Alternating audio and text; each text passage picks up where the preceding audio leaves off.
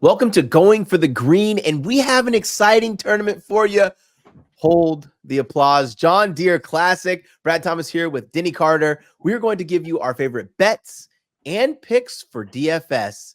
Denny, how are things going with you, man?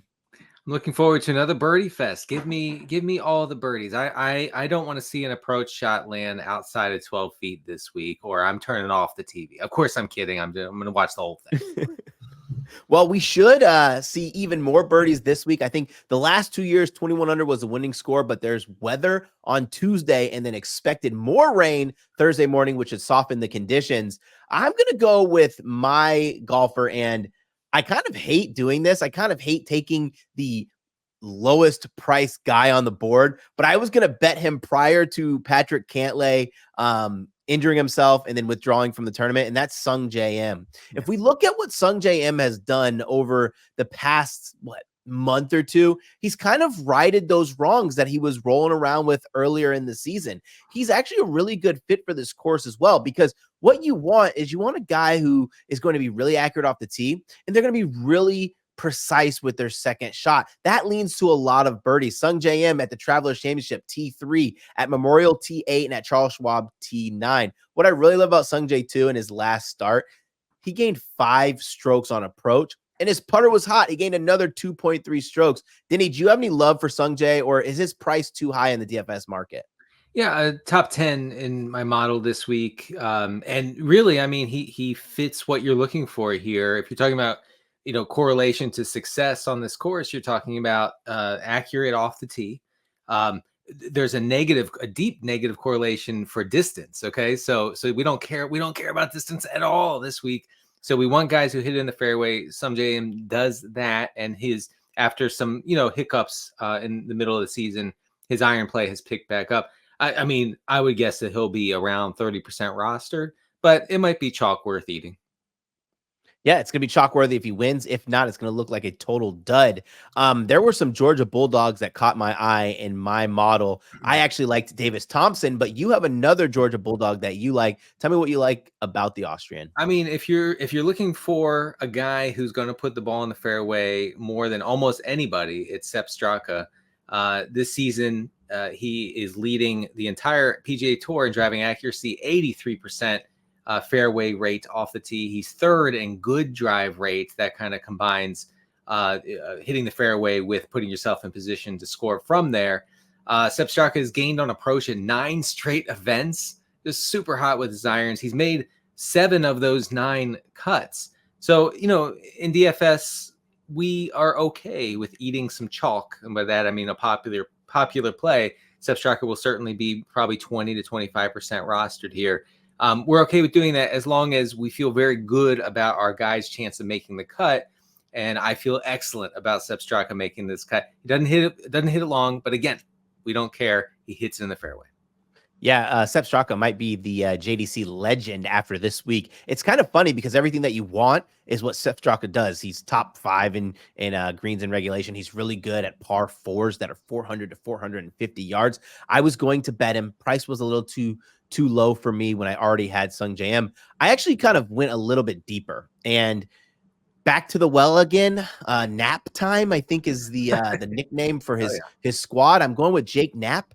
Make sure you shop this line around 80 to 1. I've seen it as high as 100 plus 1,000. Excuse me, plus 100 to 1. I can't talk because I'm so excited about Jake Knapp. But let me tell you why I like him. I think it's actually might be my subconscious telling my conscious self that you need to stop talking about Jake Knapp because he's not going to win. But I'm going back to him. I saw some promising signs at Rocket Mortgage. If you looked at his stat profile from the Masters to Travelers, it was red all over. The Red Sea was Jake Knapp. But he corrected some things. Number one, off the tee, he was spectacular, gaining 6.5 strokes. Oof. When you're good off the tee, what does that lead to?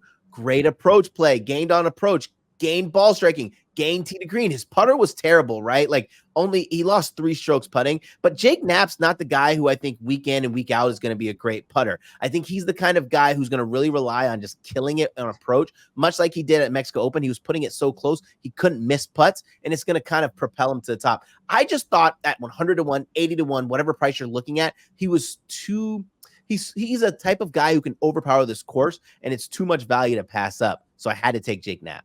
Yeah, I mean, he's a volatile play for sure, but definitely in a field that is not exactly strong. To put it mildly, I think that he's clearly a top option as far as talent goes. Yeah. It's hard. I don't want to keep going into the Jake Knapp, but I have to. We have nap time and then we have burger time. Tell me what you like about Daniel Berger. Yeah, I mean, you have burger time and then nap time. Oh Usually, yeah, that's yeah, I how did it in the inverse. that's how it goes in my house. I don't know. Hey, you can experiment through. Start the nap and then have the burger. But yeah, Daniel Berger. Now, here's the thing about talking about Daniel Berger this week as a viable DFS play. He missed the cut last week at Rocket Mortgage. His iron play was horrific, which is very strange, very weird because Daniel Berger's iron play had been on the uptick for 3 events before that. That's why I was heavy on him and why I struggled with my lineups last week. So Berger missing the cut could actually be, I think, sort of a good thing for this week because people are going to be off of Berger. Okay. They're going to be nap time. They're going to be having their nap. They're not going to be having their burger. I'm going to stop with that now. But Berger is I think a good play because he does the things we're looking for on this course. 87% good drive rate. That's 4th best in this field over the past 2 months. He can put it in play. His irons are fine, except for last week, which was again a disaster. So I do think that he's sort of a nice little pivot in that mid range if you're playing tournaments on DraftKings. Yeah, Daniel Berger, you talked about his iron play. He was a gainer in 4 of his last 5 events prior to Rocket Mortgage. So a solid play in my book there. I'm going with Mr. Harry Higgs.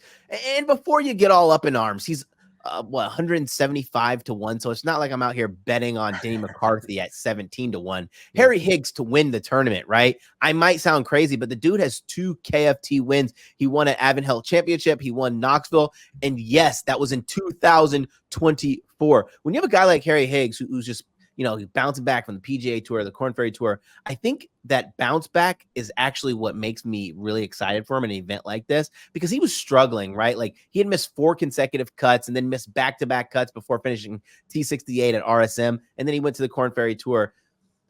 He's the kind of guy who can say, I went to the Korn Ferry Tour. I corrected things in my game. I gained a little bit of confidence and I brought good golf game, good golf playing, good golf mentality. It's 75% mental to the game.